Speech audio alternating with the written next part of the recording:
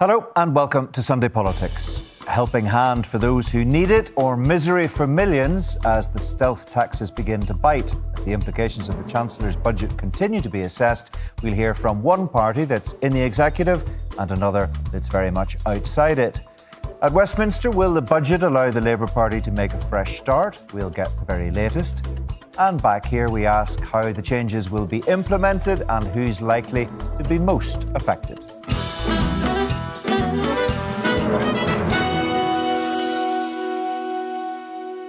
Rachel Reeves' budget dominated the news cycle for weeks before she actually delivered it, and the debate continues as people try to decipher precisely what it's likely to mean for them. Let's get the perspective of Jerry Carroll from People Before Profit and the Ulster Unionist MLA, John Burrows. Welcome to both of you, and thanks very much for joining us today. John Burrows, first of all, you've been very critical of the Chancellor's budget. Do you accept she had a coherent plan to make those with the broadest shoulders do the bulk of the heavy lifting and support those who need it most? No, I don't accept that. I mean, first of all, the budget was based on a faulty premise that there was a black hole in the economy. That has now been exposed by the OBR, that didn't exist. We were being conditioned to accept tax rises that weren't necessary. And look, here's what the government have done. They've hammered those who are doing the right thing, those who are out working, those who are saving for their future, those who are paying into their pension, those who have worked and who are pensioners. And they're not dealing with economic inactivity. So this is a disastrous budget that does nothing for the UK and nothing for Northern Ireland. Well, I mean, you say it hits working families hard, for example. Well, what about the two-child benefit cap going? That's good news for families, is it not? Well, it's a rare bit of good news in a very bad budget. We've campaigned for that. Not only was it unfair, but actually what we need to be doing across the UK is encouraging birth rates, which have been declining. So there are so many issues that the Chancellor hasn't addressed, and we need to get a grip on those. But look, let's be very clear. What the Chancellor needs to do is boost the UK economy, be more entrepreneurial, go for growth. People are being taxed. The people who are actually working the hardest are being taxed. And that is something that is untenable. And what we need to see is a complete change in how we deal with the economy of the United Kingdom, which has stagnated for too long. OK, so you think she's hit the squeezed middle hardest? She's absolutely hit the squeezed middle hardest. The people who are doing the right thing are being hammered. And that is what has caused a great resentment in this budget. And it's unclear now whether the Chancellor's even going to survive the budget, because it was based on a dodgy dossier. She made very clear in briefings for the last number of months that there was a black hole in the economy of over £20 million. It's now clear £20 billion. Billion. Yes, that black hole didn't exist. We were being conditioned for tax rises in order to try and placate the base of Labour voters because they're a deeply unpopular government, deeply irresponsible, and it did nothing for Northern Ireland. And I have to say this, the family farm tax, which is disproportionately hitting farmers in Northern Ireland, wasn't addressed with a very minor amendment that does nothing to protect what is a cornerstone of our economy. Because, of course, Northern Ireland, with 3% of the population, provides 25% of the nation's food. That is something that needed to be protected and supported and has been ignored by the government. OK, we're going to talk about some of those details with a Westminster correspondent very shortly. Let me bring Jerry Carroll in. West Belfast MLA, of course, you've been a long-standing critic of the government. Presumably, though, let's just start with something positive. Presumably, from your perspective, the end of the two-child benefit cap. Do you welcome that? I do. I mean, obviously, this will be around 2,000 people in my constituency will be better off. And there's probably one other positive announcement in the budget, but apart from that, it's been disappointing on the whole, and that's putting it mildly, Mark. Do you find yourself oddly agreeing with much of what John Burrows has said? For different reasons, possibly. I mean, the reason why the budget wasn't good or wasn't positive, I mean, this Labour government talked about change and talking about a new era when it got in. Well, what it's done is actually keep the fundamentals in place. So we have record profiteering, corporate profits are through the roof. We have, in 1990, Mark, there was 15 billionaires in Britain. There's now 165 billionaires. Labour Party have left these people untouched whilst hammering working class people, low income people, and I think really people expected and wanted more. So well, not untouched. I mean, there have been moves in the previous budget and in this budget to tax wealth, but not enough in your book. Nowhere near enough, no. And obviously, you know, the banks, there's no windfall tax in the banks. There's no increase in corporation tax, and there's, you know, the mansion tax will bring in I don't know how much in Britain, but I think there's a small number of mansions in the north which should be obviously taxed, but the bulk of wealth has remained untouched. Rates, of course, a devolved issue in Northern Rates are a devolved issue, and they've remained untouched in this budget. So wealth has remained. Wealth is actually increasing and largely left untouched by this government, whilst they hammer people through the increase. Not increasing the threshold in income tax, which will see people, if you're earning £13,000 a year, you'll pay income tax, and that hasn't increased, and people will be hammered by this budget. You have called this budget Tory austerity by another name. When I was watching Rachel Reeves on her feet on Wednesday, she specifically said this is not an austerity budget. Well, it is. Anybody with any sense can see right through it. I mean, it's not meeting the demand that people need. 1 in 3 children in my constituency living in poverty. Some of them will benefit from the two-child tax limit being done away with, but the vast majority of them will not. The investment needed in our public services is not coming through.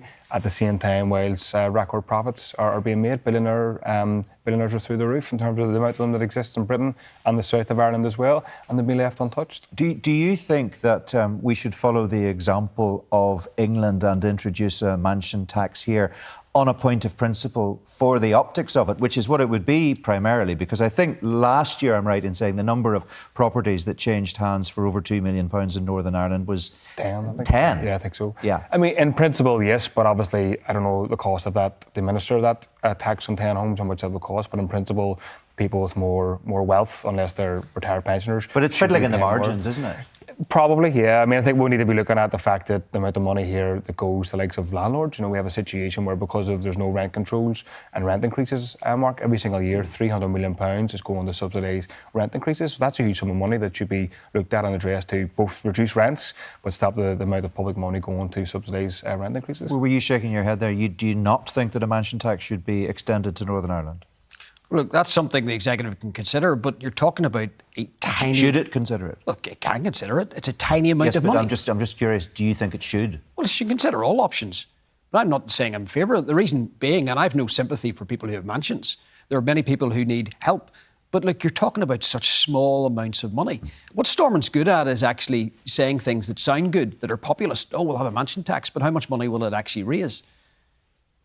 This is chicken feed.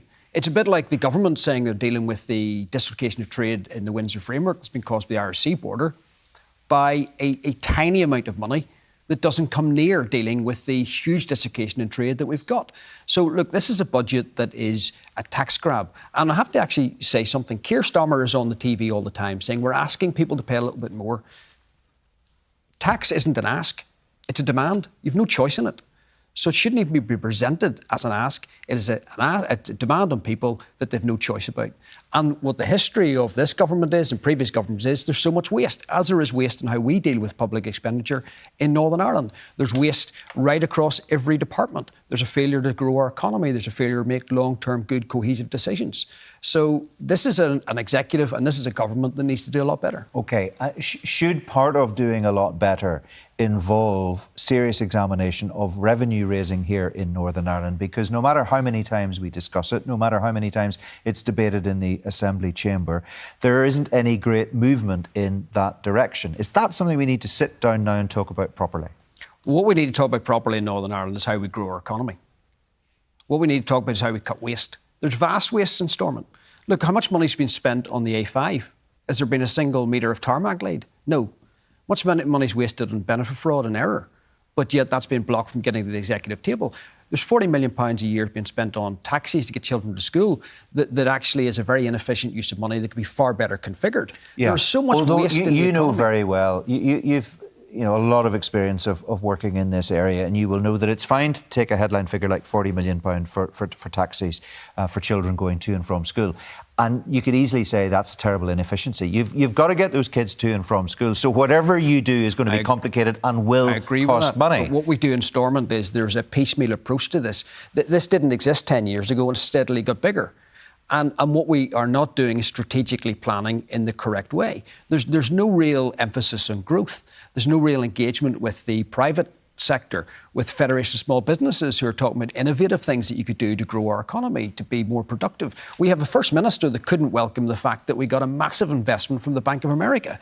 We send the message to the world that we're a basket case economy. We're actually an excellent economy for cybersecurity, for fintech. We should be selling Northern Ireland instead of running it down. Just on this point, and I'm asking you as a unionist representative, do you worry that this is a Treasury, a Chancellor, a government who frankly don't factor the specific circumstances of Northern Ireland into their calculations? And a good example of that is what happened on EVs. We don't know how this change to charging per mile for electric vehicles is going to take place. And when I was talking to the Secretary of State, Hilary Benn, about this on Thursday night, how would you police that and how would you work out what mileage is done in Northern Ireland and what mileage is done in another jurisdiction, namely the Republic of Ireland? He didn't seem to have any answers to those questions. Does that bother you? Of course it bothers us. We've long said that, you know, those in, whilst we're unionists, we believe in the United Kingdom. That doesn't mean you put blind faith in any UK government. That's why we're the party that's never threatened to pull down Stormont, that believes in devolution, that brought the Good Friday Agreement. And actually why you need to be in Stormont, and we've got a stronger representation now with Robin Swan, is to deal with the very points you made, including family farm tax, which is devastating for farmers in Northern Ireland, much more so than Great Britain. But thankfully, we've actually got stronger representation through the Ulster Unionist Party now in Westminster.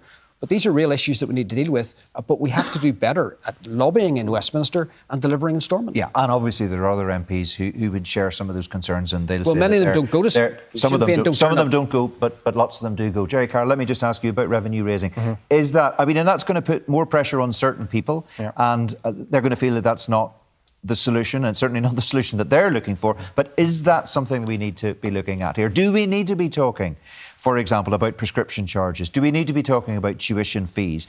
And do we need to be moving forward on lifting the domestic rates cap and, frankly, talking about water charges? The most of those things, no. I said to the Finance Minister on Tuesday, I think we're for having a conversation about revenue raising. We've raised it in the last year and a half or so. But the key caveat is who pays. You know, the likes of water charges, people have paid for the water for decades. They've invested in it. They shouldn't be paying twice. People can't afford prescription charges. And if it's a case some people can afford prescription charges. Well, I think you get down a slippery road if you start sort of means testing this stuff. So we shouldn't means test anything? Well, I think really the conversation we want to put forward, and what I was saying about caveat, the question of revenue raising, is who pays. You know, so we need to be looking at the fact that we have corporate wealth at record levels here, huge amount of billionaires right across these islands. Revenue raised from those people, revenue raised from the fact that we have empty homes. We have at least 22,000 to 50,000 empty properties, Mark.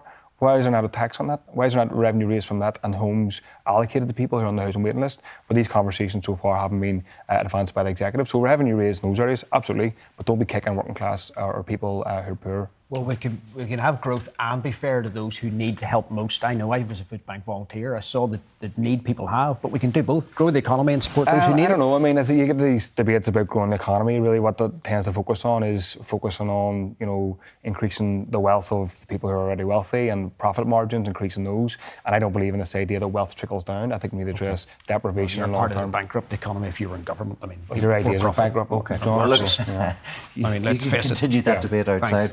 We're out of time in the studio now. Thanks both very much indeed for coming in. Appreciate you giving us your thoughts. Let's turn to two experts for their reflections on the budget. Sir David Stirling, former head of the Northern Ireland Civil Service, and Dr. Lisa Wilson, an economist from the Nevin Institute, used by the Department for the Economy as a critical friend. So welcome to both of you. David Stirling, first of all, just a reaction to what little common ground or green shoots of common ground there might be between two politicians who see things very differently. But there is a bit of overlap there, it has to be said. There is, and I think it's important that these discussions take place because the executive is facing a very difficult financial position, which hasn't been made any way better by the budget. We hear from the Finance Minister that there's pressures building up in departments of around 400 million. I suspect by the end of the year, that may be more. There's 19 million extra this year from the budget, and next year, not a great deal more. So if the overspend isn't managed by the end of the year, then the normal Treasury rules would require that is paid out of next year's budget, which is largely flat cash, so there's very little room for increase. So there's an opportunity now for the executive to agree a 3-year budget. And I know the finance minister is working hard to get a draft budget to the executive before Christmas, I believe. It'll be important that within that there is a discussion about all these issues about how we afford the public service we have in Northern Ireland, because at the moment we're not doing that. Lisa, what's your assessment of where we are at the moment? As David's just said, we're looking at a £400 million plus overspend by the end of this financial year. We know there was £370 million allocated to Northern Ireland in terms of Barnett consequentials in the budget, but that's over 5 financial years. So the amounts in any given year for revenue and for capital spending can be pretty small, it has to be said. Not negligible, but small. They certainly don't make up for the gap we're looking at the moment. I mean, it feels like a fairly serious situation. Yeah, whenever kind of watch the budget and we see where we're at, and then we kind of reflect back on Northern Ireland, you know, what's going on, we're facing the overspends. I can't really understand why then the conversation becomes that the only thing that we want to talk about when it comes to budgetary management is about in and around the budget cycle, in and around deficits, and any discussion of revenue raising and taxation is off the table unless it's in the basis of filling holes and filling gaps. That doesn't connect with a conversation which is saying, what kind of public services do we want to deliver?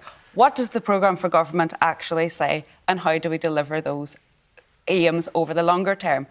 It's almost, you know, we're looking at this 400 million kind of risk of overspend and saying, well, potentially we could go out and ask everybody for a fiver and that will be the way to plug the gap, and we'll do the same thing next year. This kind of reactionary way to develop fiscal policy, and it's not sustainable. To be fair, I mean, I think that's the politicians who are forcing the conversation. We tried, when the programme for government was announced, we're trying to have those conversations, but the politicians seem to, or the decision makers seem to find themselves in a situation, whether it's willing or not, having a short-termist view of the finances of this place. I don't know how you break out of that cycle. I think it takes political leadership. I think that's where the UK government has exposed itself as exceptionally weak, in that they knew that the right thing to do over the longer term, if we want to have public services that aren't broken, that doesn't feel like things are falling apart, well, we need to have a conversation about taxation, how much tax that we want to raise, and not kind of saying, you know, we have this spend and we need to, you know, only just get as much money to fill this little pot. Yeah. It feels like we're plugging holes constantly. Yeah, and you have to have this longer term conversation. I think going forward, the best thing that the UK government can do now, getting away from the budgetary cycle, is to say, we need to have a bigger conversation, a commission on taxation and welfare, this bigger thing about how we actually fund, in the longer term, public services. OK. Well, the two politicians are nodding in agreement with you when you make that point. David Stirling, just since Lisa has brought up the UK government, we were talking to the Secretary of State, Hilary Benn, on the programme on Thursday night. What do you think his role is? Because he keeps repeating his line, which is that you've been allocated more money than ever before. The settlement that Stormont currently has is bigger than it has ever been. The health service is funded at a much better level here than it is across the water. We know we're funded at 124% of what people are funded at in England. So he says the money's been allocated, you work out how to spend it, but there's no more money coming. Is that enough, or does there need to be a change of attitude on the part of the UK government and the Secretary of State? Well, the UK government is in a bind at the moment. It's quite clear from what has happened with the Chancellor's budget that there's very little room to manoeuvre for the Chancellor, and she's clearly facing huge difficulties. But could he do more? Could the UK government, for example, somehow or other work out a way to incentivise the executive to raise revenue? If you raise 50 million, we'll match fund it, for example. Is that something that needs to be looked at? I think that is something that's going to need to be looked at. Like, I would agree with Lisa, there's always a very strong argument for looking afresh at the way in which Northern Ireland is funded, but the reality is the Barnett formula has been in place since 1979. It was supposed to be an interim measure, but nobody's come up with anything better. But at the moment, we do face this immediate crisis. We can make a case for more money for Northern Ireland, but I do not see this government conceding on that in the short term. So I think we do need to work together. I'm not sure the Secretary of State is helping by scolding the executive in public about revenue raising. I think that is just likely to entrench opposition and resistance to this type of thing. I think what needs to go on is some conversations behind the scenes where there is this approach of let's try and solve problems together in a mutually beneficial way. Okay, we've got to leave it there for now. Thank you both. We'll hear more from you a little bit later in the programme. That's how the Chancellor's budget has been received here in Northern Ireland, but how has it gone down at Westminster, where the Labour leader Sir Keir Starmer desperately needed a win? Let's speak to Gerry Scott, the assistant political editor of The Times. Gerry, welcome to the programme. It is very, very confusing what is going on here, and I think there is an argument that the more you read the papers to try to understand it, the more confusing it gets. Your paper, The Sunday Times, has a lot of information about this latest twist, which is effectively, just talk us through it, that the Chancellor talked up the fiscal black hole unnecessarily and was raising money which she technically probably didn't need to raise. Why did she do that? Why would a Chancellor do that? Do you understand?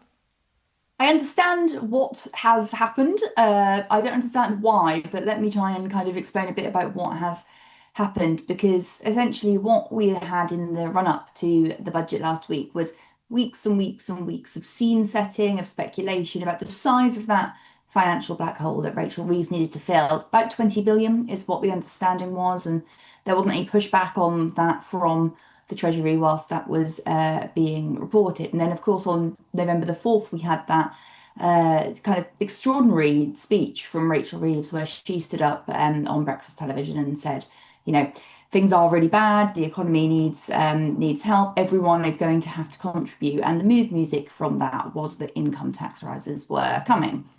Now, what we now know is that as early as September the 17th, the OBR, the Office for Budget Responsibility, the financial watchdog, had actually told Rachel Reeves that the economic picture wasn't as bad as feared, that an increased tax take had basically put her in a surplus. So the questions that Rachel Reeves is now facing is, was she misleading in that press conference? Was she misleading throughout the run-up to the budget? Why did they U-turn on the income tax raising plans? We understand that they are still saying that was a political choice. And essentially, did she make things seem worse than they were in order to try and sweeten the pill of the budget? That is the question and the accusation that she's facing this morning.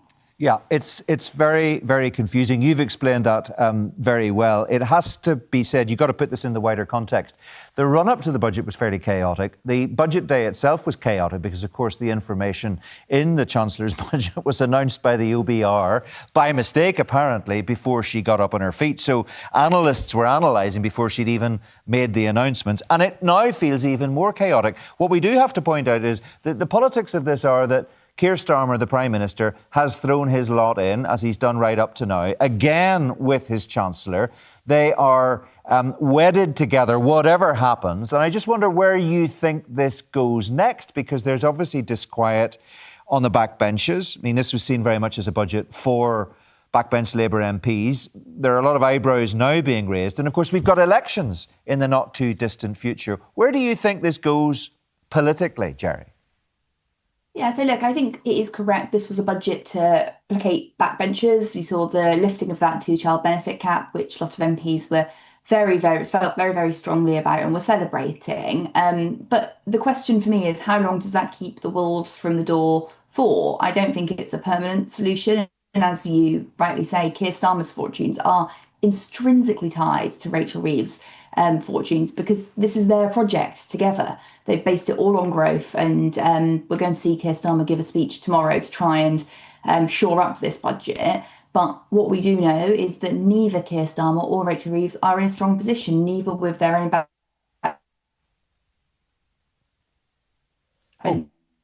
Gerry's line looks like it's... Or with votes, they are extremely unpopular. This takes a while, it will come through. But, the thing that we do know is that Keir Starmer is already on thin ice. He's facing a potential leadership challenge after the May elections. And this won't help if voters don't feel like they've got money in their pocket to spend. Yeah, I think For people who've been trying to follow the details of the budget, the confusion must be that, look, your colleague Steve Swinford made the running on this on Friday, reporting that the OBR figures suggest there never was that £20 billion black hole that the Chancellor claimed she had to take all of these measures to fill. So people are now left in a situation looking at the tax thresholds not moving up, looking at the introduction of all kinds of measures on ISAs and mansion taxes and so forth, wondering, am I suffering this pain in the months and years ahead unnecessarily? And if they deduce that they are, then politically that will have potentially real consequences for this administration. I mean, that's it in a nutshell, isn't it? It is, and the attack line that you'll see the opposition going on, and you can already see this developing, is that the tax rises, because that is essentially what they are, have been implemented in order to prop up the welfare bill. And that's not to say that, you know, that there is necessarily, some people do argue this, but an argument that the two-child benefit cap should have been kept in place. But of course, we also know the government failed to make further welfare reforms. So there are a lot of unanswered questions still in the air. OK, we've asked a lot more questions today than we've provided viewers with answers. Jerry, always a pleasure to have you in the programme. Thanks very much indeed. Let's have a final word with Dr. Lisa Wilson and Sir David Stirling. Lisa, what do you make of it? What do you make of the thinking behind last week's budget, given we now know what we know? I think what I said earlier was I think we had a Chancellor and a Prime Minister who, in the longer run, wanted to, was looking at the longer term fiscal sustainability of the UK and knew that in the longer run, that if we want to be able to deliver public services, that we probably need to be increasing taxation. Political pressure and from a range of different people got to them, I think, and they weakened on that. And then they were presented with the only rationale that they would have done or sought to increase taxes was to try and close a fiscal gap. So they had pushed themselves into this corner. I think there needs to be a broader conversation about taxation, how much taxation, because we see the implications of like the income taxation raise that's coming. That will have a beneficial impact on Northern Ireland in the coming years in terms of improving our fiscal performance. Because like back in 2012 when they increased the personal taxation allowance, that increase took so many income taxpayers out of the paying income tax in Northern Ireland and had effect on our fiscal performance. OK. Sounds like you're saying the idea wasn't necessarily a bad idea, but the execution wasn't particularly well done. You understand the Treasury very well, David. Just briefly, we don't have a lot of time. What is your explanation for what's been going on here, do you think? Well, it's politics, and I'm not going to get drawn into it, but to me it doesn't look like very good politics.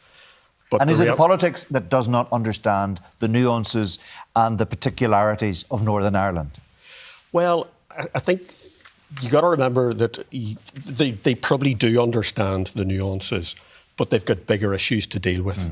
And they're in a very difficult position, not unlike other developed countries where there is low growth, ageing populations, stagnant living standards. It's a very difficult context for them. OK. We've got to leave it there. Thank you both very much indeed. We're out of time. I'll be back with The View at the usual time of 10:40 on Thursday on BBC One. If you want more budget analysis, our latest Red Lines is on BBC Sounds, where three experts try to work out what it all means. For now, from all of us, bye-bye.